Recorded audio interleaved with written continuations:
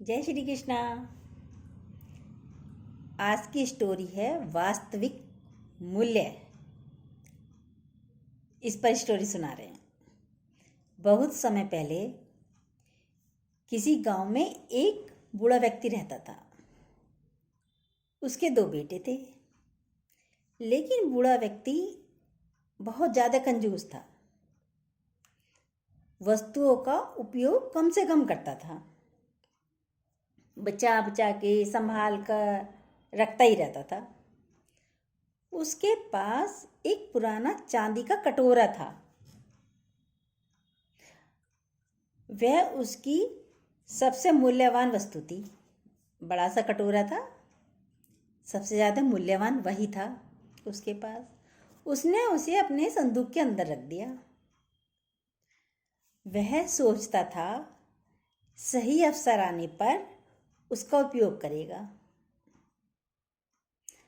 एक दिन उसके यहाँ एक संत आया। जब उन्हें भोजन परोसा जाने लगा, संत को भोजन कराने लगा। अब उसके मन में आया, क्यों ना संत के लिए ही चांदी का कटोरा निकाल लिया जाए, उसमें उसके लिए खीर कर दी जाए, खाना परोसा जाए उसके लिए। मन में तो आया, लेकिन रुक गया। लेकिन अगले ही क्षण उसने सोचा कि मेरा चांदी का पात्र बहुत कीमती है और ये संत तो गांव गांव भटकते रहते हैं, इन्हें इसकी वैल्यू भी नहीं पता। यह सोचकर उसने उस पात्र को अपने संदूक से बाहर निकाला ही नहीं। सोचा जब कभी कोई राजा के यहाँ से आएगा तब उसे मैं अपने यहाँ पे भोजन कराऊंगा, उसके लिए मैं निकालूंगा। सोचा ही था। कुछ समय बाद अब राजा के यहाँ से कोई व्यक्ति आता है। उसने उसके लिए खाना बनाया, परोसा। सोचा तो था पहले तब निकालूंगा, लेकिन राजा का जो व्यक्ति आया, मंत्री आया उसके यहाँ पे, उस बूढ़े व्यक्ति ने उस पात्र को तब भी नहीं निकाला। बोला, ये तो राजा का मंत्री है, राजा थोड़ी है, इसे खिला के क्या करूँगा। जब महाराज आएंगे कभी मेरे यहाँ भोजन पर, तब निकालूंगा। टलती चली गई बातें। चांदी का कटोरा ऐसे ही रखा रहा।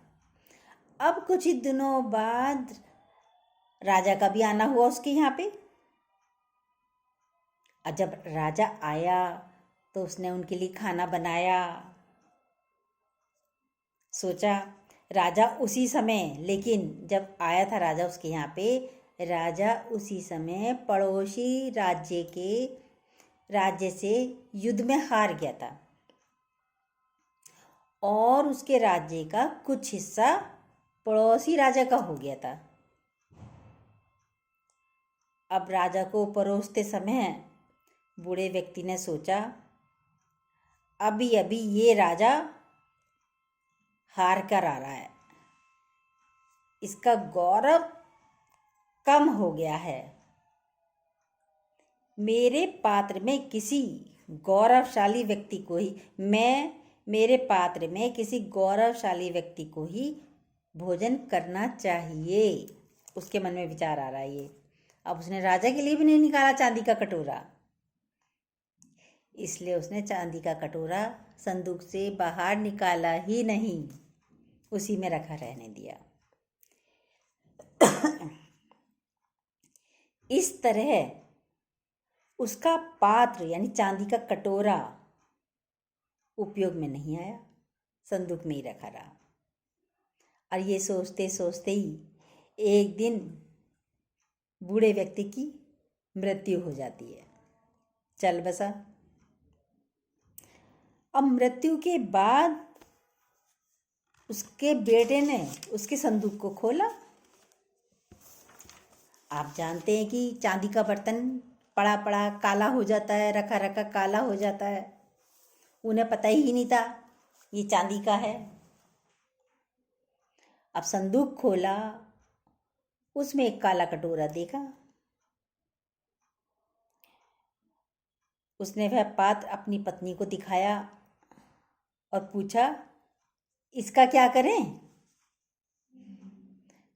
पत्नी ने काले पड़े उस पात्र को, कटोरे को देखा और मुंह बनाते हुए बोली, अरे इसका क्या करना है? कितना गंदा कटोरा है, काला है। चलो किसी उपयोग में नहीं आ रहा। जो हमारे डॉगी है, कुत्ता है, उसका भोजन इसमें रख दिया करेंगे, उसको दूध वगैरह उसमें डालकर पिला दिया करेंगे। निकाल लिया उसने। अब उस चांदी के कटोरे को निकालकर कुत्ते के आगे रख दिया। उसमें कुत्ता खाना खाने लगा, भोजन करने लगा, दूध पीने लगा। उस दिन के बाद से घर का पालतू कुत्ता तो उस चांदी के पात्र में ही भोजन करने लगा, जिस पात्र को बूढ़े व्यक्ति ने जीवन भर संभाल कर रखा कि किसी विशेष व्यक्ति के आने पर उसके आगे उसमें भोजन करके उसे कराऊंगा। पूरा जीवन बीत गया और खुद भी चला गया ऐसे ही। ना किसी के आगे रखा, ना कभी खुद ने यूज़ किया, अपने लिए ही कर लेते कम से कम, पर नहीं, संभाल संभाल कर रखा। अब बताओ इससे क्या शिक्षा मिलती है? शिक्षा तो यही मिलती है, किसी वस्तु का मूल्य तभी है जब वह उपयोग में लाई जा सके, चाहे वो कोई भी हो। स्टील का बर्तन हो, चांदी का बर्तन हो, कोई भी चीज़ हो, जब तक उसे आप यूज़ नहीं करोगे, रखी रखी बेकार है। बिना उपयोग के बेकार पड़ी कीमती वस्तुओं का भी कोई मूल्य नहीं होता। कीमती तो हैं पर बेकार है। इसलिए यदि आपके पास कोई वस्तु है तो यथा समय उसका उपयोग करो। है नहीं है? चांदी का कटोरा भी ना तो खुद खाया उसमें खाना, ना किसी को खिलाया, लोभ में ही पड़ा रहा ऐसी व्यक्ति। तो जब है तो अच्छी तरह खाओ भी और सामने वाले को खिलाओ भी। अच्छी तरह से सम्मान करो सबका। जय श्री कृष्णा।